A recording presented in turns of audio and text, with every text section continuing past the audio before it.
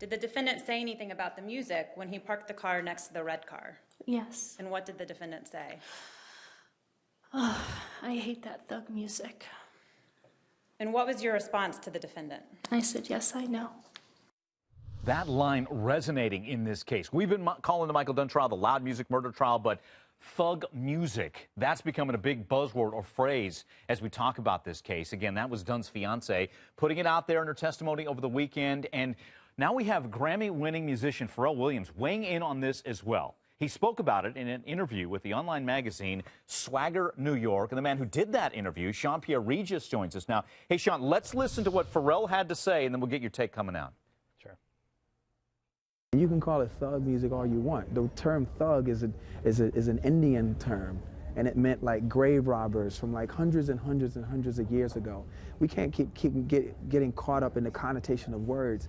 We have to get caught up in the conduct of what people are doing. And that's the thing, that man's conduct was allowed because of a law. You cannot, it has nothing to do with hip hop. So there you go. And the law he's talking about, stand your ground. Again, Sean, thanks again for being with us. Were you surprised he weighed in? I mean, he was quick to jump in. He knew this case. Well, yeah, let me tell you. I mean, he was there actually supporting a collaboration he's doing with G-Star, where they're taking plastic out of the ocean and turning it into clothing. So he had no idea this question was coming. It was a last, jump question as a journalist that you get your opportunity and you go for it. And to be honest, a lot of people around him did not want him to answer this question. And he was so passionate about it. He got right to the core of the case, saying, you know what? This is not about music at all. This is about a law that needs to be repealed. This is about basically racism and empowering individuals to kill black men in Florida and in other states for whatever reason. This time for loud music, for thug music, but really for any reason. How much of the conversation is about the word thug? We heard it around Richard Sherman, who I had a chance to see him at the Super Bowl. He was a good dude. Yeah. What's the buzz around that word thug and thug music? Well, thug, I mean, it really is a code for the N-word, in my opinion. And I think in Richard Sherman said that himself. I mean, you get Rush Limbaugh and Karl Rove calling Obama a thug. You have, people calling Richard Sherman a thug. And now, unfortunately, Jordan Davis is the latest person that's being called a thug and being and vilified for it, really. I mean, this is a young 17-year-old kid who is playing loud music. Hip-hop music is not thug music. Hip-hop music, as Kanye West said, is the new rock and roll of my generation. This is pop music. It is not thug music. And so I just think it's coded racism, honestly. Wow.